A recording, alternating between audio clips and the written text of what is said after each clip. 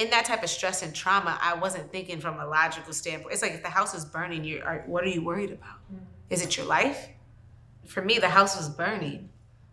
And I took my soul. Like, I saved what needed to go. Everything else you could have. Can you start by talking about how you feel right now? Just thankful, present. There's a lot going on in the world. And to be able to have peace is a luxury. So I'm grateful for that. Me being grateful and always seeking things to be grateful for comes from my grandmother's teachings. She told me there were no bad days. If you had a bad day, you didn't look hard enough. Can you talk about what your style says about you? There wasn't a time I wasn't creative. I wasn't expressive.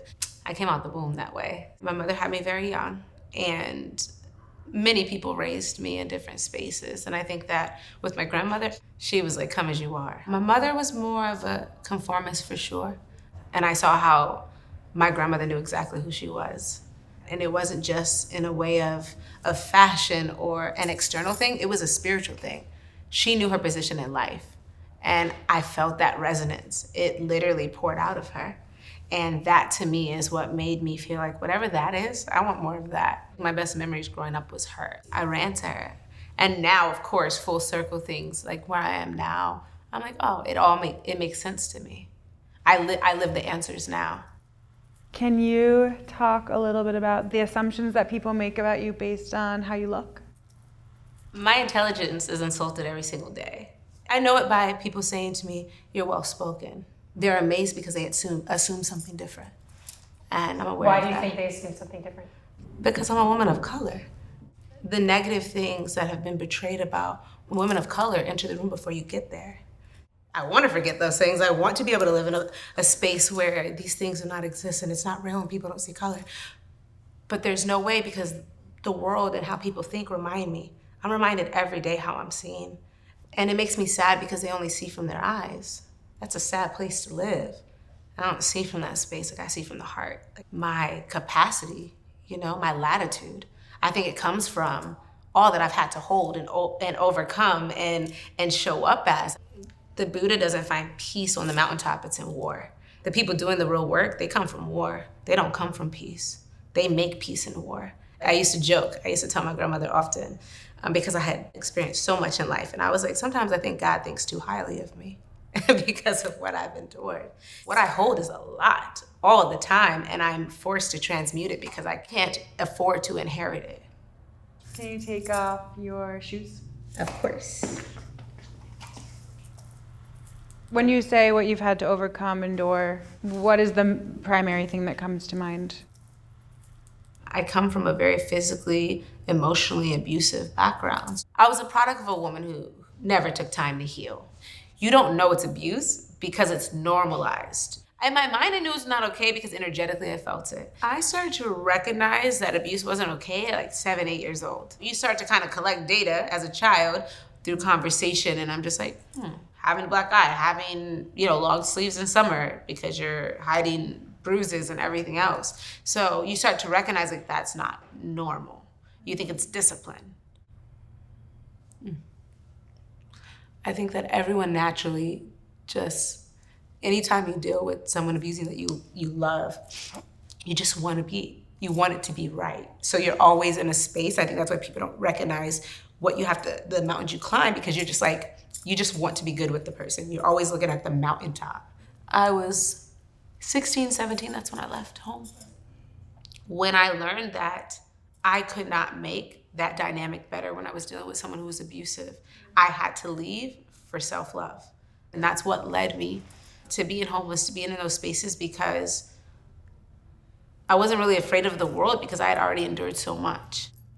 How did the decision come that you were going to leave? The moment that I left, and it was very impulsive, me and my mother had gotten into a really bad fight. At the time, I was crying and I was saying, I hate you. But to say it and not have a regret, I was more concerned with why I didn't have a regret. And that's when I knew the house was burning and I had to go. I will not inherit this. I will not be this. That made me leave. Because I was like, that moment of, now this is chipping away at my soul. So you blew up and then you what? Just like walked I out packed the door? a bag, You packed a bag. and I've never been back since. And that's kind of how just my story unfolded. And I, ended up being homeless. I ended up living in my car. I was homeless 3 different times. I was homeless at 18, 19, and then the last time I was homeless, I was 22. I paid for a gym membership to shower. I would sleep at car dealerships because I figured they wouldn't steal cars there. Because, it's like, and I would drive on the side of roads and car dealerships. I would try and find lit parking lots. I was just kind of experiencing it, trying to be an expert. I didn't really know what to do. I just went off of logic. If I would go into grocery stores and eat, like I would literally grab an apple, I would grab and I would eat that and leave. I did anything that I knew how to do. Odd jobs, whatever it took. If they needed art, if they needed painting, if I needed to model, I would try and find jobs. I would do everything. I just never said anything to anyone. I was at peace. For me, I literally thought, at least I have a car. I'm not on the street in a tent. That to me made all the difference in the world. It made me feel like I had something to work with. So when you were homeless, Yes. you said that you were at peace. The first time I was crying really hard. I was crying myself to sleep in my car. I was crying, I was scared. The second time, I had a job, I was working, I did everything I was supposed to do by the book. And my roommate lost her job and she couldn't afford her side of the rent. I became homeless because she couldn't pay her rent.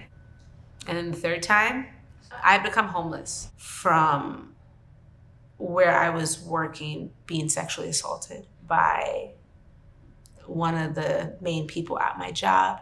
And my job paid for the housing. Long story short, I walked away because I could not be in sexual abuse. I had been through a lot already. I was like, nothing, I can be homeless. I was in a space, I felt so empowered where I was like, I don't go backwards. I had a couple $100 and I was in my car and I prayed. I sat and I was like, I don't know what to do. I just know my soul's not for sale. And I asked God what to do. And the first thing I heard, to take all the money you have out and get a motel for a couple days. I heard it clearly and I'm like, what? Okay. I was so desperate, I had nowhere else to reach. I might as well listen to God. I literally made my account negative. Everything I owned was in my car again. I was at this motel. I was crying and I was like, I have 4 days, I don't know what to do. Started praying again. I heard a voice. I heard, go look for an apartment. So the third time, I go look for an apartment.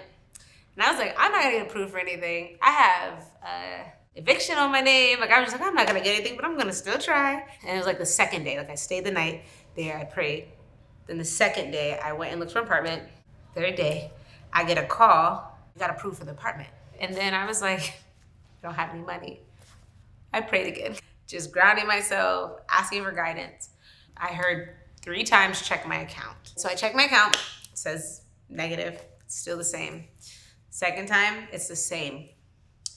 The third time I checked my account, there was a $20,000 transfer in my account. What had happened was my grandfather had passed away. His attorney stole so much from my family and he transferred $20,000 out of guilt. And I was like, what? Why was this money transferred in my name?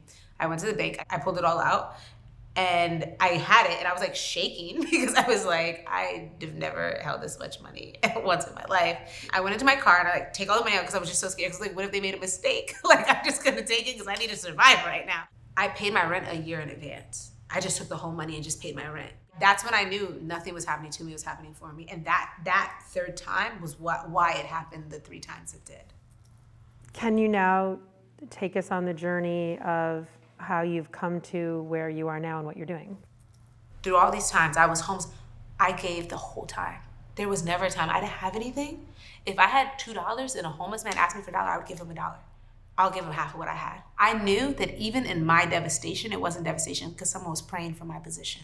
If I had food, if I had a blanket, it didn't matter what it was. And when I was doing okay, when I thought for me it was a lot, if it was a holiday, I would give somebody $20. I'm like, you go get you a meal too, and I didn't have. I could literally have $100 in my account, I'd still give $20 away. I don't think scarcity comes from what you have, it's how you view what you have. And I've always lived from an abundant space. I didn't have much, but I had a car. That was something to work with. I think that when we're in scarcity, we think we're lacking. The thing is, I was going through things I didn't have, but I did not feel internally I was lacking anything. So I started calling nonprofits saying like, can I help? Can I serve? Can I make food? Because in my mind, like the superheroes were nonprofits. They're feeding hundreds. Like I'm looking at numbers. I'm like, they're doing a lot. Maybe I can help. Every nonprofit I volunteered for, I was crying when I left. I was hurt. I was upset. I was disappointed. I hated the experience. I hated it. I hated how people were spoken to. I hated how people were served. I hated the quality of food that was served. Everything about it I had a problem with. Because there were little things where I was just like, oh, please don't speak to that person that way. Or don't call them homeless. They're experiencing homelessness. Like there was just a lot of little things that were happening that I felt was contributing to trauma, was contributing to this disconnect, this segregation in housed and unhoused. There's a really big nonprofit in LA, probably one of the highest paid and most known nonprofits. They once a year do a celebration for anyone that's been off drugs for a year. Being sober without being homeless is already an accomplishment. Being sober while experiencing homelessness is heroic and unhumanly. Like that's not an easy task. They had just secured more millions of dollars for another grant, and one of the directors had basically said they were gonna cancel the celebration because it wasn't worth the trouble. I basically spoke up for the first time and I was like, you can't do that. like you can't do that. I said people relapse. Like people have gone a year to get to this point. And I just blurted out like, I'll pay for it, I'll do it. I called everyone I know and asked everybody for money. Long story short, in 3 days, I ended up getting the $2,500. I ended up making all the food and everyone kept mentioning the food. And I was just like, thinking like, well, what do they eat? And what I made what I would make my family if they were coming into town, you know, the things that they like. Everyone asked for seconds and then third. And like when this was happening, I was crying. I made great food, but like it was what I'd give my family. I never thought to give them less than and like that's where everyone was at. So in that moment, I was like, I made a radical decision and I was like, I don't know anything about the nonprofit world, but I know how to love people and I can do a better job myself. I told about 25 people what I was doing for our first like street feeding. Everyone knew, and over 120 people showed up to volunteer. Everyone was hugging each other. No one was afraid of each other. No, it was just this unity that I'm like, wait, how did I just do this? Like, it was just one of those like, wait, what just happened? This is beyond my emotions. This is beyond my advocacy. This is about a collective. I'm able to help so many more people. I started my organization. We distribute 10,000 free vegan meals a month. I was a girl who couldn't feed herself, and now I give out 10,000 free meals a month. When you're a visionary, there is a weight that comes with that because the person that's given the vision, you have to recognize others aren't given that vision. And nothing in my life validated me being that girl that would be something great or better or liberated or healed. Like nothing in my life showed that. My life was burning, falling apart, in shambles.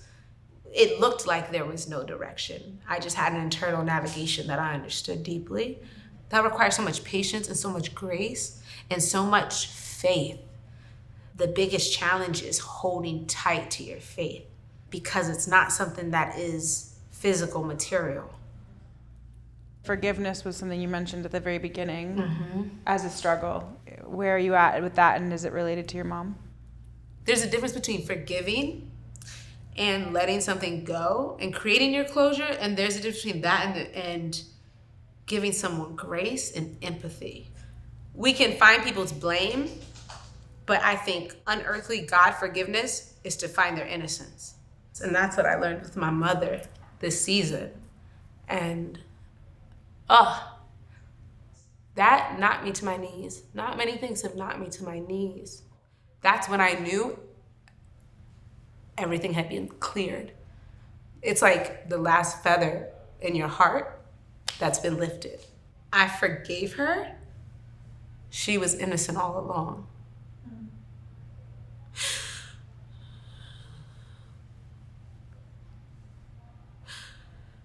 Yeah. Last question. So why in your body, in your skin, in your journey, why is it a good place to be? Life is a gift. This vehicle is a gift for us to experience this. There's a lot going on in the world, but the fact that we're here now in this consciousness, in this moment, we can't take that for granted. No moments are guaranteed. And what do you do with that? You honor it. You show up for it. You marvel in it. If you focus on what you can change, then everything else self-organizes. There's a lot of things out of my control, and I've had to learn to just have peace within that. But what I am in control of, I don't want to drop the ball. And that's growing and elevating and showing up and healing and allowing others to benefit from that work. That was unbelievably, magically out of this world. Thank you so much. Thank you guys Thank for you having from me. the bottom of our souls and hearts and every cell of our bodies. This week's episode is made possible with the support of Bombas. Bombas Black Hive collection of socks was created by their Black identifying employees. And for every pair sold, another pair is donated to Black-led organizations that are tackling homelessness and systemic inequality. Use code StyleLikeU20 to get 20% off of Bombas products at bombas.com. And don't forget to subscribe to Style Like You for more interviews like this. Now should we kiss? Yeah. Okay, so now we all... 1, If 2. you- What? Wait, I really wait, what? Okay, if you want to join us, we tend to at the end. Okay, 1, 2, 3.